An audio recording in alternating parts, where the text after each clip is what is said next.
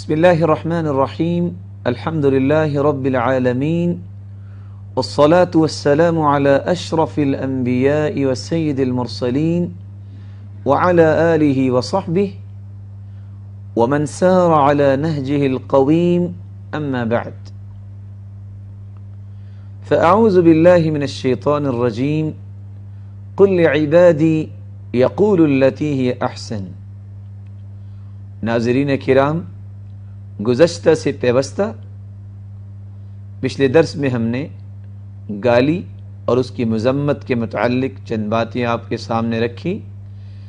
آج ہماری گفتگو کا محور ہے مختلف قسم کی گالیاں اور اس کا شرعی حکم. رسول اللہ صلی اللہ علیہ وآلہ وسلم نے امت کو یہ پیغام دیا ہے کہ جو شخص اپنی زبان کی حفاظت کر لیتا ہے وہ بہت سارے مصائب سے بچ جاتا ہے. اس لیے فرمایا لا يستقيم ایمان عبد حتى يستقيم قلبه ولا يستقيم قلبه حتى يستقيم لسانه.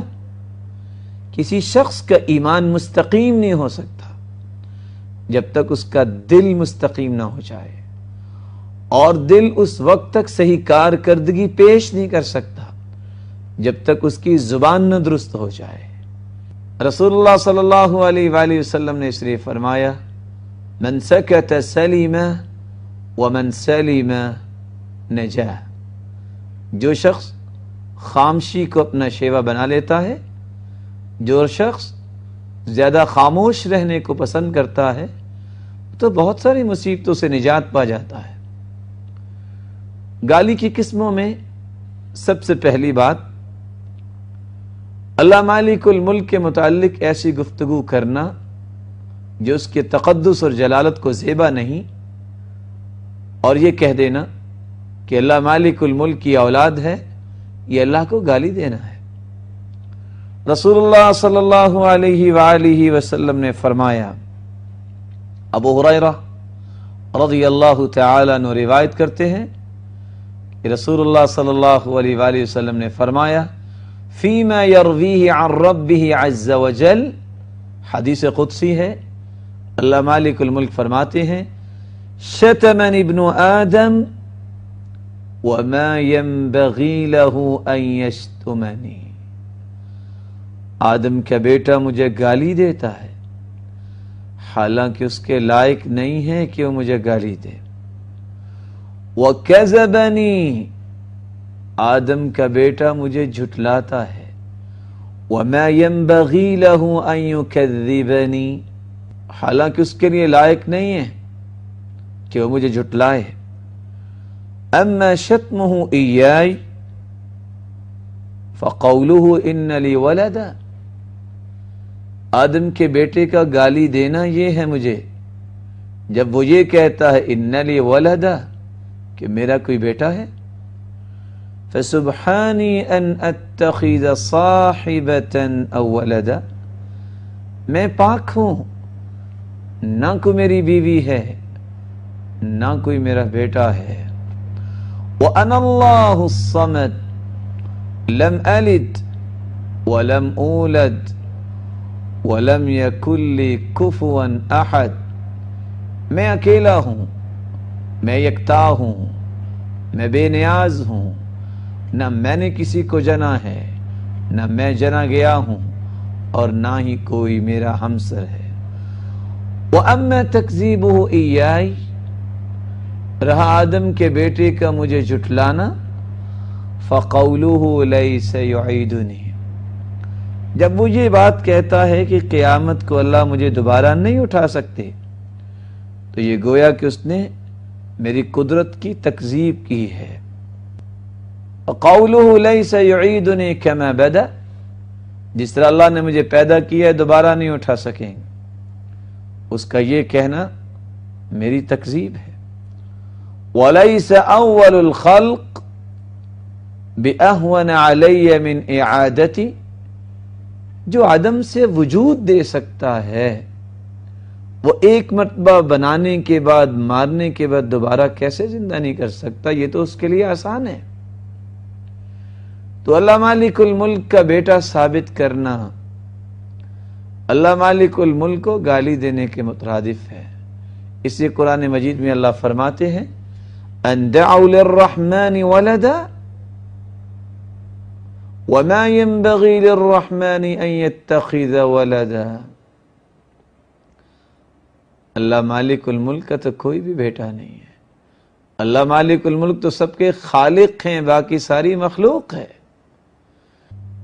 اللہ مالک الملک فرماتے ہیں یؤذین ابن آدم، آدم کا بیٹا مجھے گالی دیتا ہے، آدم کا بیٹا مجھے تکلیف دیتا ہے، یسب الدہر، وہ زمانے کو گالی دیتا ہے، وَأَنَا الدَّهْرُ، میں زمانہ ہوں، اقلب بید الامر، میرے ہاتھ میں ساری بادشاہت ہے، اقلب اللیل والنہار، دن رات کو بدل بدل کے میں ہی لاتا ہوں۔ جس طرح اللہ مالک الملک کو گالی دینا جائز نہیں ہے، اسی طرح رسول اللہ صلی اللہ علیہ وآلہ وسلم کی مقدس ہستی، ان کو برا بلا کہنے والا بھی مومن نہیں رہتا۔ اس لیے عبداللہ ابن عمر رضی اللہ تعالیٰ عنہ روایت کرتے ہیں ان راہبا یشتم رسول اللہ صلی اللہ علیہ وسلم، ایک پادری رسول اللہ صلی اللہ علیہ وآلہ وسلم کو برا بلا کہتا، فقال لو سمعته لقتلته، اگر میں نے سن لی تو میں اس کو قتل کر دوں گا۔ انا لم نعطی الامان علی هذا، رسول اللہ صلی اللہ علیہ وآلہ وسلم کی ذات اقدس کو گالی دینے والے کو ہم نے کبھی معافی نہیں کیا۔ ان کی شان میں گستاخی کرنے والا کیفر کردار تک پہنچایا جاتا ہے۔ گالی کی تیسری قسم ہوا کو گالی دینا۔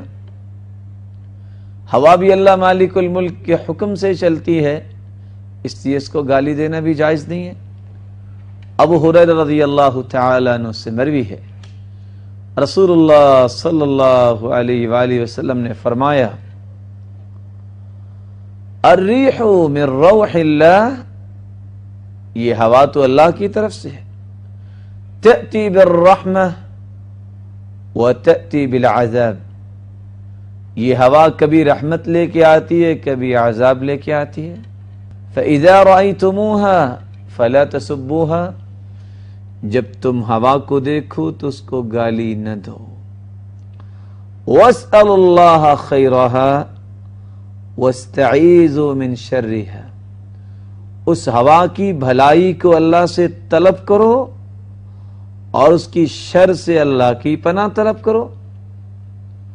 اور ایک دوسری روایت میں آتا ہے رسول اللہ صلی اللہ علیہ وآلہ وسلم نے فرمایا لا تسبوا الریح، ہوا کو گالی مت دو۔ فإذا رأيتم ما تكرهون، جب تم دیکھو ایسی چیز جس کو تم پسند نہیں کرتے، فقولوا اللہم انا نسألك من خیر هذا الریح وخیر ما فیہ، اے اللہ ہم اس ہوا کے اندر جو بہتر چیز ہے، اس ہوا کی خیر اور جو کچھ یہ خیر لے کے آئی ہے اس کا سوال کرتے ہیں۔ وَخَيْرَ مَا أُمِرَتْ، اور اس خیر کا بھی ہم سوال کرتے ہیں تجھ سے جس خیر کا اس کو حکم دیا گیا۔ وَنَعُوذُ بِكَ مِن شَرِّ هَذَا الرِّيحِ، اور اس ہوا کی شرارت سے ہم تیری پناہ میں آتے ہیں۔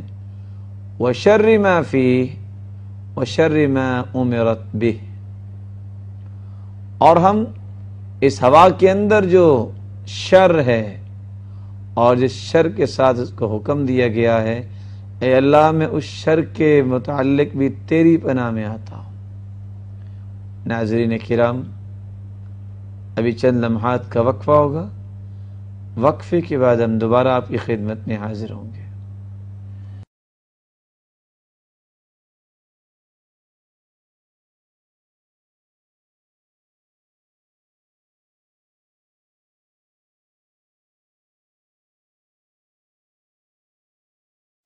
ناظرین کرام، وقفے سے پہلے ہم یہ بات کر رہے تھے، ہوا کو گالی دینا یہ جائز نہیں. آندھی ہو، طوفان ہو یا خشکن ہوائیں ہوں، سب یہ اللہ کے حکمت اور حکم کے تابع ہیں. سب یہ اللہ مالک الملک کے حکم اور حکمتوں کے تابع ہیں. اس لیے ان کو گالی نہیں دینی چاہیے، بلکہ ہوا کی خیر کو طلب کرنا چاہیے. رسول اللہ صلی اللہ علیہ وآلہ وسلم نے فرمایا، لا تلعن الریح، ہوا کو لعن طعن نہ کرو، فإنها مأمورہ، یہ تو اللہ کے حکم کی پابند ہے. وإنه من لعن شيئا ليس له بأهل رجعت اللعنة علیہ، جب کوئی شخص کسی چیز پہ لعنت بھیجتا ہے، اگر وہ مستحق نہ ہو تو لعنت کرنے والے کی طرف ہی لعنت پلٹ کے آ جاتی ہے. رسول اللہ صلی اللہ علیہ وآلہ وسلم نے چوتھی گالی سے منع فرمایا. فرمایا لا تسبوا اصحابی، میرے صحابہ کو گالی مت دو. فوالذی نفسی بیدی، اللہ کی قسم جس کے ہاتھ میں میری جان ہے، لو ان احدکم انفق مثل احد ذهبا، اگر تم میں سے کوئی شخص احد پہاڑ جتنا سونا بھی خرچ کر لے، ما بلغ مد احدهم ولا نصیفہ، تو یہ احد پہاڑ جتنا سونا جو تم نے اللہ کی راہ میں دیا ہے، یہ اس ایک مد یا نصف مد، ایک ٹوپا یا 2 ہاتھوں کو بھر کے اگر کسی صحابی نے اللہ کی راہ میں دیا ہے تو اس کا مقابلہ نہیں کر سکتا.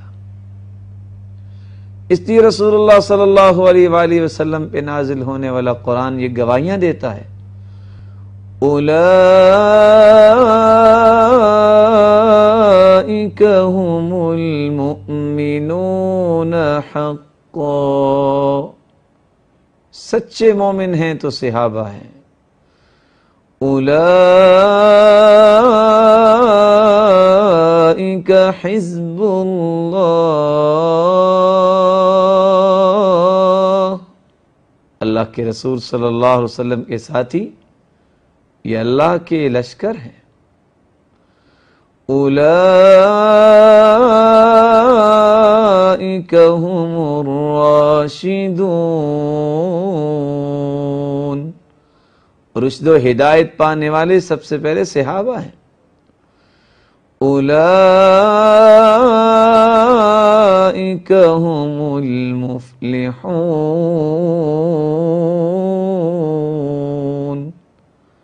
یہی لوگ تو فلاح پانے والے ہیں جنہوں نے محمد مصطفیٰ صلی اللہ علیہ وآلہ وسلم کی رفاقت کو پسند کیا. اولئک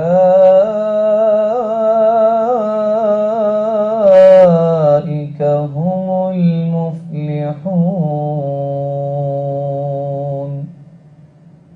دنیا اور آخرت میں کامیاب ہونے والے ہی وہ لوگ ہیں جنہوں نے آپ صلی اللہ علیہ وسلم کی رفاقت نصیب. دنیا اور آخرت میں کامیابی حاصل کرنے والے صحابہ کرام رضوان اللہ تعالی علیہم اجمعین. بلکہ اللہ مالک الملک تو فرماتے ہیں، کوئی مچلتا ہے یا اچھلتا ہے تو مچلتا اچھلتا رہے، میں اپنے پیغمبر کے صحابہ سے راضی ہوں.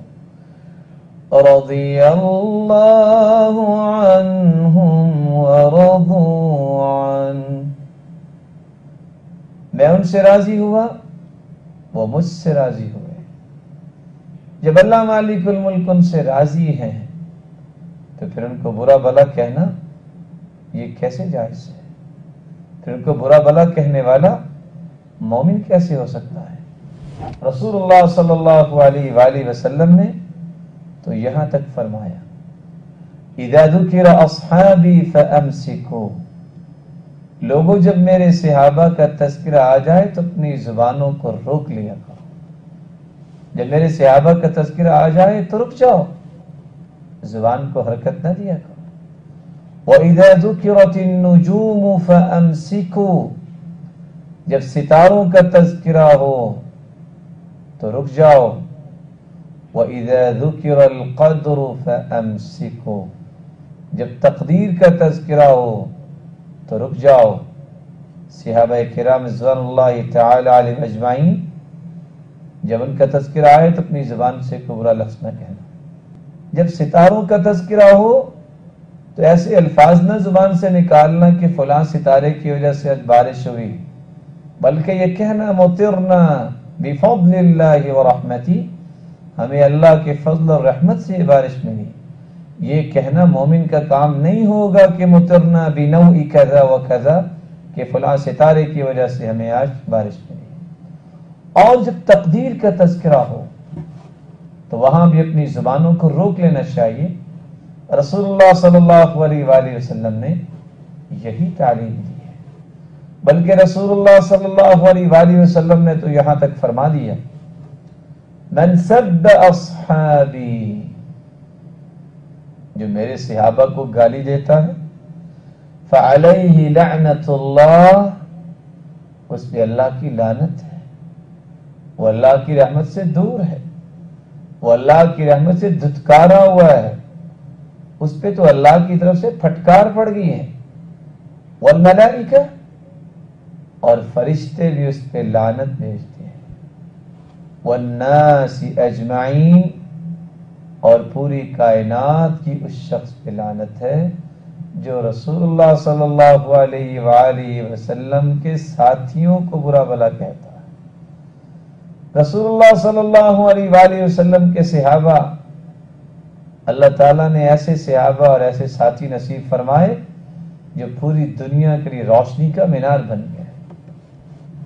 اختارہم اللہ لصحبت نبیہ، اپنے پیغمبر کی صحبت کے لیے اللہ تعالیٰ نے ان کو چن لیا۔ یہ چنیدہ لوگ، یہ برگزیدہ لوگ رہتی دنیا تک پوری کائنات کے لیے آئیڈیل ہے۔